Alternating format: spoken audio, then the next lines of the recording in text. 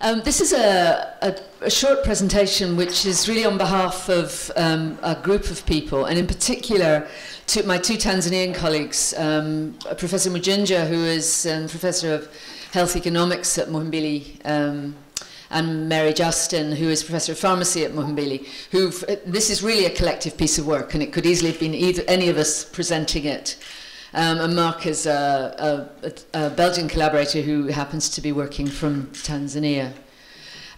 What I want to do is I want to look at the question of this session, which is the extent to which local production of medicines can improve access to essential treatment, thinking about the access to the treatment people need as well as just simply access to medicines. And I want to really make 4 points based on Tanzanian evidence. Before then talking briefly about research gaps, which was the other thing I was asked to do in 10 minutes. My 4 Tanzanian points are going to be these.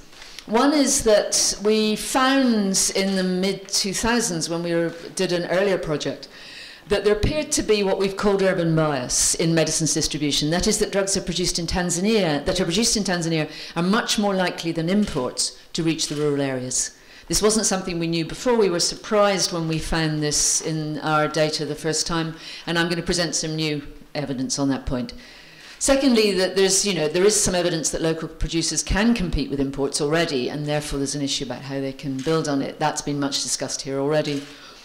Third, that we've got some evidence on how users think about local production versus imports, and since there isn't all that much evidence around, I'm going to just very briefly present one slide on that.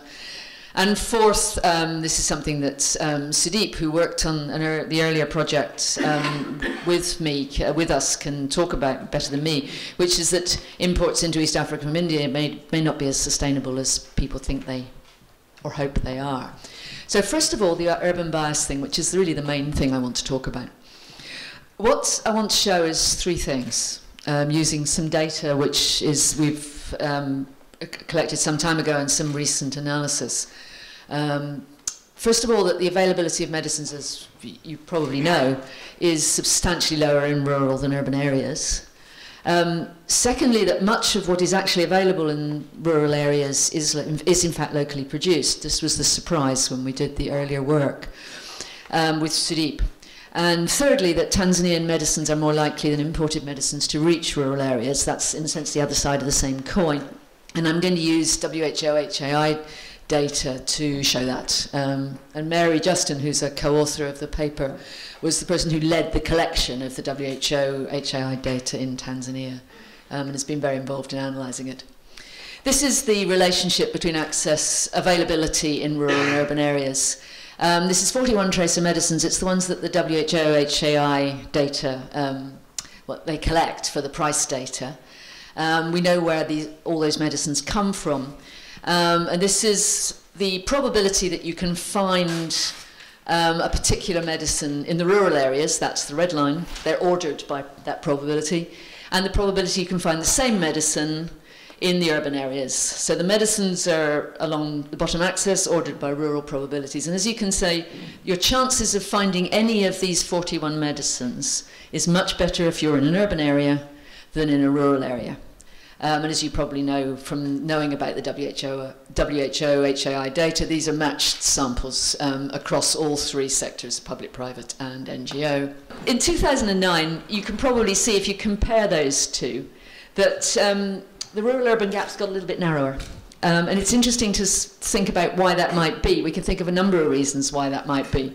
But one of the things I'm going to say at the end is that, which Martha in some sense has already said, is we could do with more work on why it is that drugs do or don't get to the rural areas, and so on. Now, this was the earlier work that we did with Sudeep Chowdhury. And it was led by Faraz, my colleague. And this is 69 private and NGO shops and facilities, all in rural Tanzania.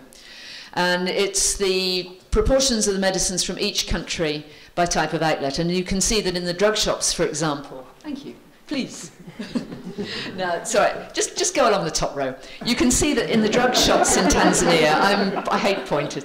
Oh, Please do. You're much better at it than me. In the drug shops in Tanzania, over half of what was simply available on the shelves for our tracer medicines was from Tanzania. In the private facilities, this one surprised us, over half were from either Tanzania or Kenya. And in the FBO and NGO facilities, the same was true. So predominantly, what was actually available in the non-public sectors in rural Tanzania was from Tanzania and secondly from Kenya. This was a surprise.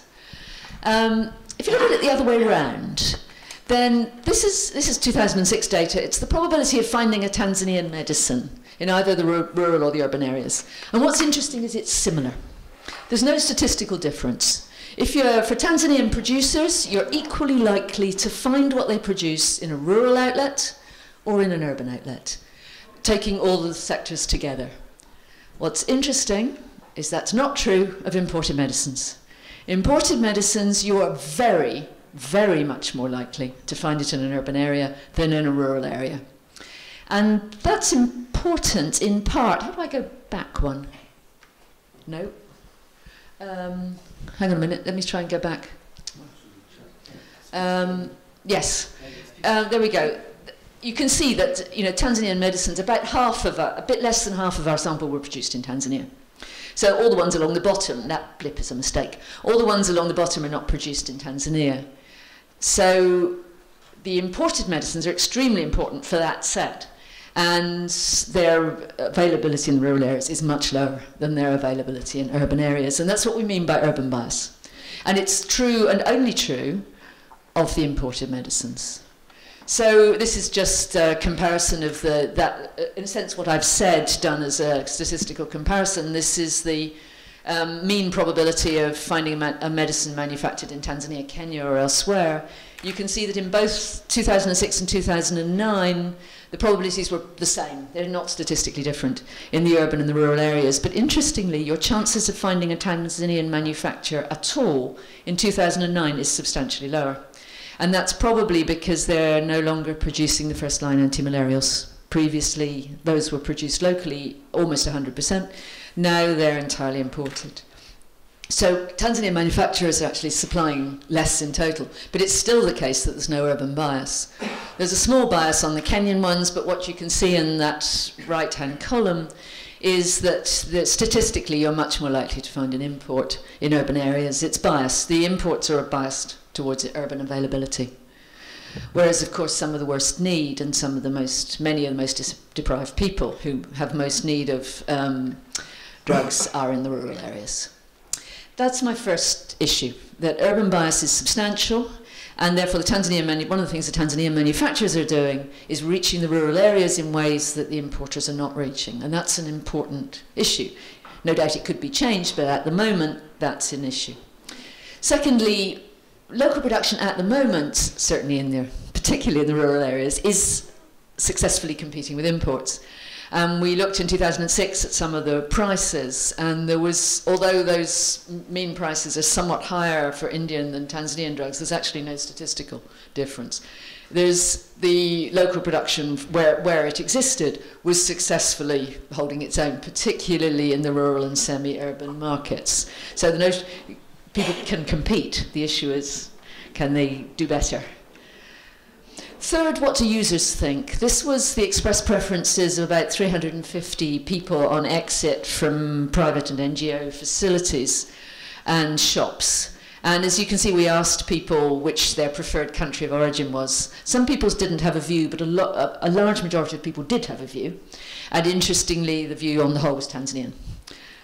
People had a greater trust in locally produced medicines than in Indian ones, and the only other lot that got a vote was European ones, predictably. In fact, there are very few of those, of course, because they're far too expensive.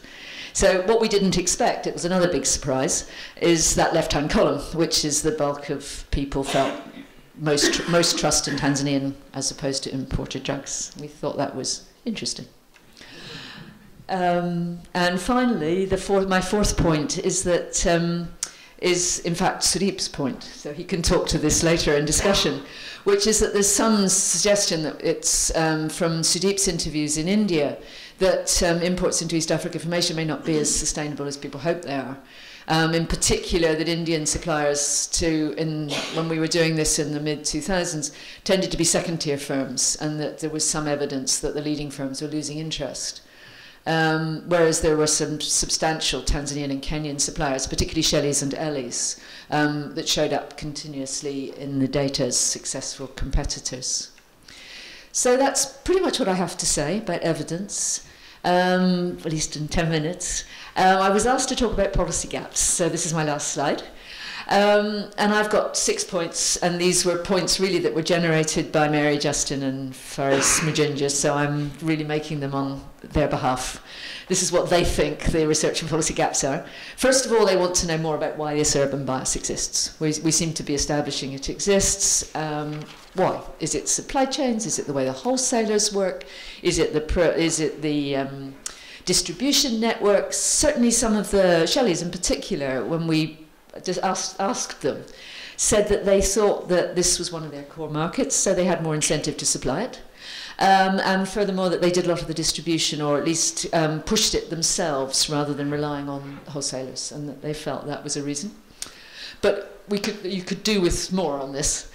Secondly, obviously, how can local producers build on their observed successes, in particular their ability to supply the rural areas? How can they do better still? What is the interconnections with wholesalers, for example, that would help?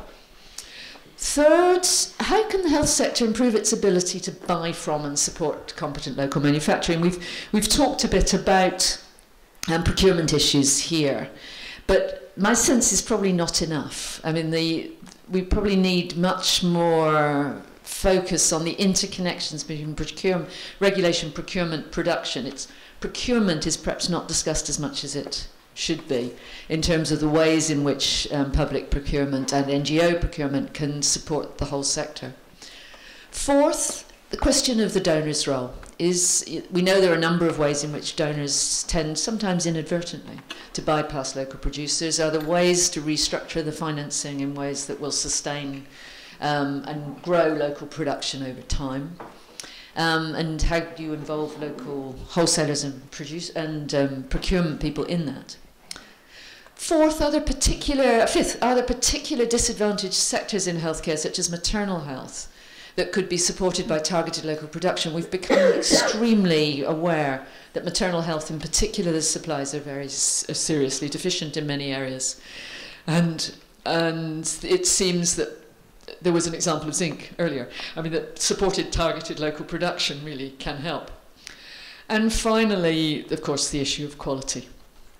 So those are our policy gaps. Those are very much my colleagues' views rather than simply mine. And thank you for listening.